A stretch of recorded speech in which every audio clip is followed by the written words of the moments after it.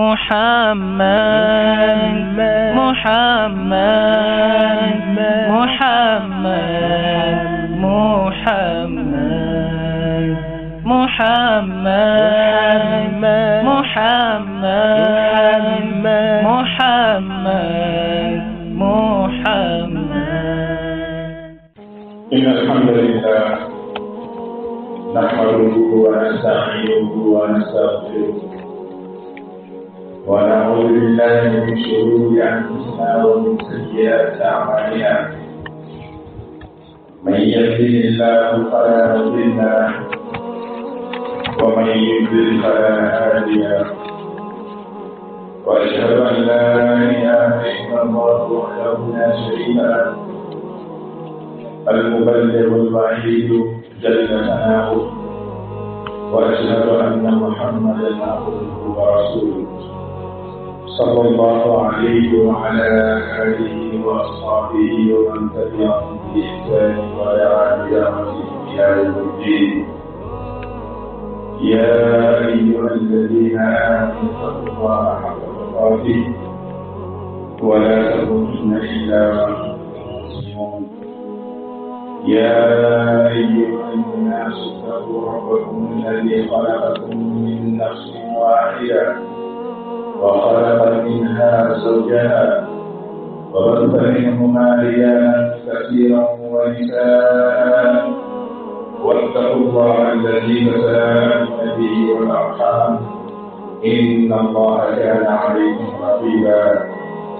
يا أيها الذين آمنوا اتقوا الله وقولوا قولا سديدا يصلح لكم أعمالكم ويغفر لكم ذنوبكم ومن يطع الله ورسوله فقد فاز فوزا عظيما. أما بعد فإن أصدق الحديث كتاب الله وخير الهدي هدي محمد صلى الله عليه وسلم وشر الأمور محدثاتها فإن كل محدثة بدعة وكل بدعة ضلالة وكل ضلالة في النار. اللهم أجرنا من النار. اللهم أجرنا من النار.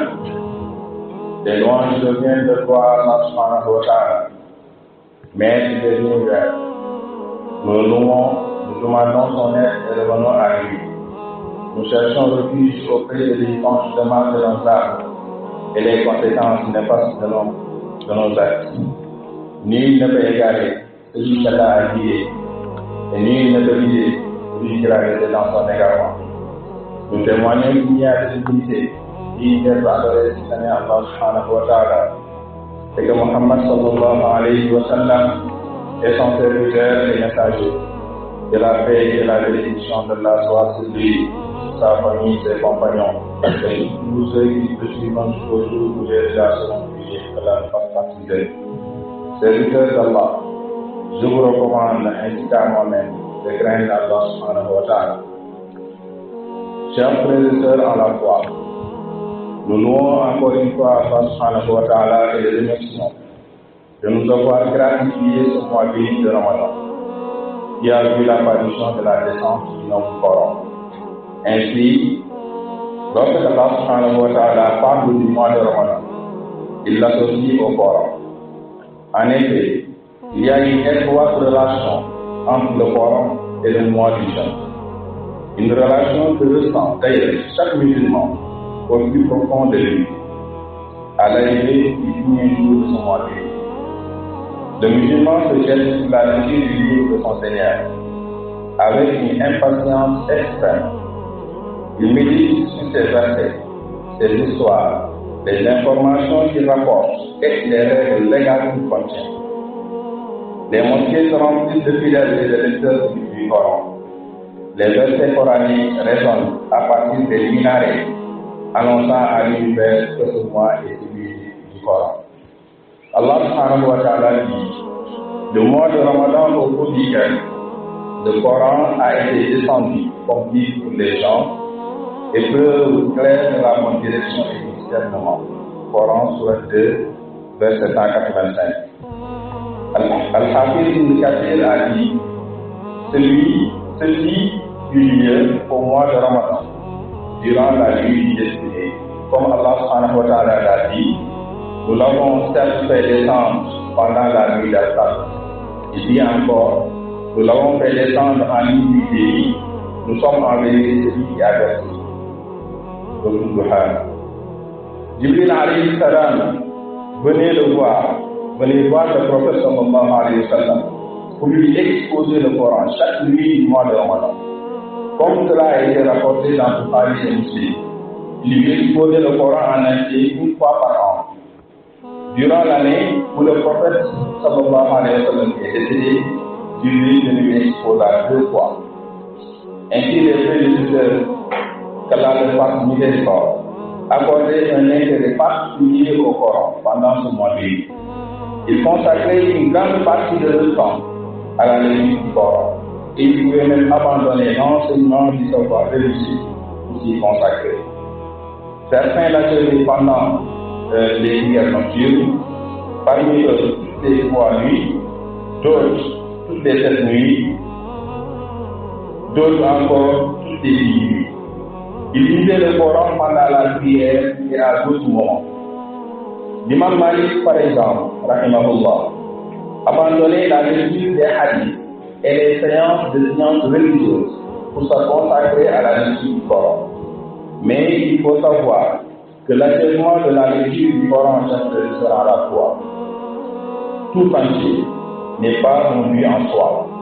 Et qu'Allah subhanahu wa ta'ala a révélé le Coran pour la méditation et l'application de ces versets et non à le lire avec un cœur inattentif.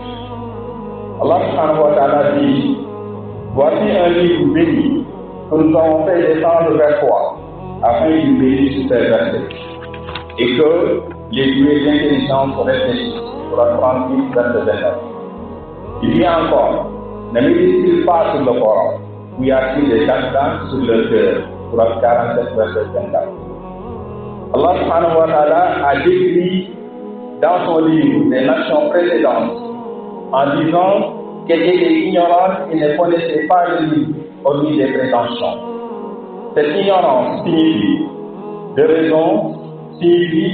une ignorance de raison et de compréhension, une ignorance de méditation et d'action et non pas d'idée. Allah subhanahu wa ta'ala dit: et il y a parmi eux des illettrés qui ne savent rien du livre, hormis les prétentions, et ils ne font que des conjectures. Sourate 2, verset 78. Chers frères et sœurs en la foi, si nous voulons savoir si nous avons une bonne relation avec Dieu, nous devons voir si nous avons une bonne relation avec le Coran. Car ce qui nous lie à Allah, c'est sa parole. C'est donc la mesure de cette relation entre l'individu et son Seigneur. Chaque personne qui veut évaluer sa relation avec Dieu n'a qu'à évaluer sa relation avec le Coran. Si elle est bonne, c'est que sa relation avec Dieu est bonne. Si elle est mauvaise, c'est que l'individu s'éloigne de Dieu, car le Coran est la corde qui lie à Dieu. Tenez donc, chers frères et sœurs à la foi, à lire le Coran pour le méditer avec un cœur attentif. Il faut s'imposer aussi d'en lire une partie quotidiennement et ne pas y manquer. Si vous vous organisez de sorte à lire 2 ou 3 parties après chaque prière ou chaque jour, ceci sera très bénéfique. N'oubliez donc aussi pas de ne pas l'apprendre, surtout pour ceux qui ignorent et retardent son apprentissage. Qu'Allah subhanahu wa ta'ala fasse que le nom du Coran soit le printemps de nos cœurs, la lumière de nos poitrines, la consolation de nos tristesses et le soulagement de nos soucis et de nos malheurs. أقول ما تسمعون وأستغفر الله لي ولكم ولسائر المسلمين والمسلمات من كل ذنب فاستغفروه إنه هو الغفور. محمد